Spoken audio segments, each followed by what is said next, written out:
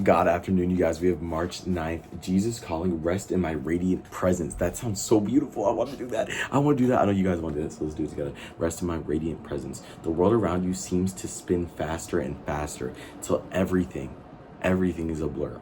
Right? God's saying that like it's so easy for things to just keep going wild and wild and wild, to keep getting faster and faster and faster, that we lose sight of God. Yet there is a cushion of calm at the center of your life. At the center, at the core, there's an equilibrium, right? There's a place where you could go back to, where you live in union with me. Return to the soothing center as often as you can, for this is where you are energized, filled with my love, joy, and peace. So God's literally telling us that if we do not come back to the center, if we do not come back to our core, which is Jesus, which is God, then we are going to lose these aspects of our life, these character traits that we are given to by God, that are the positive things that humans do have: love, joy, and peace. If we don't go back to the center, if we don't go back to the core, if we're not able to slow down and go back to God, go back to Jesus and recenter, we're going to lose love, we're going to lose joy, we're going to lose peace, because we cannot produce it infinitely by ourselves. God has an infinite surplus of it. He has enough to give out to everyone and more. It's literally infinite. But we take that from God, and then we're able to use it, expel it, give it back out to the world. But then what happens when it's empty? We can't make it ourselves, right? We need to get it from God.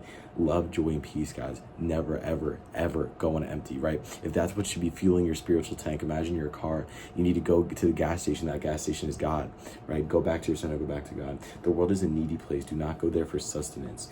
Instead, come to me. Do not go to the world for love, joy, and peace. Do not go to the world. You're not going to get what you want. And even if you do get it, it's not going to be the right type of love, joy, and peace. It's only going to be temporary and bring hurt and pain long term. Learn to depend on me alone, and your weakness will become even saturated with my power. Learn to depend on God, and even your weaknesses will become strengths. It's so amazing. When you find your completeness in me, you can help other people without using them to meet your own needs. Like I was saying, right? Once you find your completeness in God, once you find your center, you're able to take that love, joy, and peace to help other people, to bring other people to the Lord, to make their lives better, to improve it as much as you can as a follower of Jesus, right? Live in the light of my presence, and your light will shine brightly into the lives of others. You live with God, and you are going to be such a radiant, amazing human being, full of that love, joy, and peace that other people they can't help but see. They can't help but notice it. They can't help but love it. And you're going to be able to bring other people to God just by being alive, just by going to your center. Let's see where this comes from. Galatians 5:22. But the spirit of my love, the fruit of my spirit is love, joy, peace, patience, goodness, kindness, and faithfulness. Then 2 Corinthians 12:9. But he said to me, my grace is sufficient for you, for my power is made perfect in weakness. Therefore I will boast all the more gladly about my weaknesses, so that Christ's power may rest on me. And then 1 John 4:12. No one has ever seen God. If we love one another, God lives in us, and his love is made complete in us. That's March 9th. I hope you guys learned something.